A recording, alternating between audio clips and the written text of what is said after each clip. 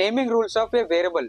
ఒక variable declare చేయడానికి కొన్ని రూల్స్ అయితే ఉన్నాయి. A variable name must start with a letter or an underscore. A variable name can only contain alphanumeric characters and underscore. Space is not allowed and no keywords and it's case sensitive. How we can assigning value? Assigning అంటే మనం values ని అందులో store చేయడం ఒక particular variable లో. అది మనం equal to use చేసి స్టోర్ చేస్తాం. ఇక్కడ x equal to 5 and int x equal to 5 semicolon. రెండాటికి డిఫరెన్స్ ఏంటి? Int x equal to 5 semicolon అంటే ఇక్కడ డేటా టైప్ అనేది మనం మెన్షన్ చేసాం. ఒక 5 అనేది ఇంటిజర్ వాల్యూ, సో మనం ఇంటి డేటా టైప్ ని మెన్షన్ చేసాం. అండ్ సెమీకోలన్ రాయకపోతే కొన్ని ప్రోగ్రామింగ్ లాంగ్వేజ్ అని తీసుకోదు అసలు. ఇక్కడ x ఈక్వల్ టు 5 ఇక్కడ మనం ఎటువంటి డేటా టైప్ కూడా మెన్షన్ చేయక్కర్లేదు, అది ఈజీగా అసైన్ చేసుకుంటది x ఈక్వల్ టు 5. అండ్ అలానే మనం ఎటువంటి సెమీకోలన్ కూడా మెన్షన్ చేయక్కర్లేదు. ఒకవేళ పొరపాటునైనా మనం సెమీకోలన్ మెన్షన్ చేస్తే అది ఎర్రర్ అనేది ఇచ్చేస్తుంది. Types of assigning values. Assigning values అనేవి 2 type. Number 1 is single assigning and number 2 is multiple assigning. మనం వాల్యూస్ అనేవి x ఈక్వల్ టు 5 అంటే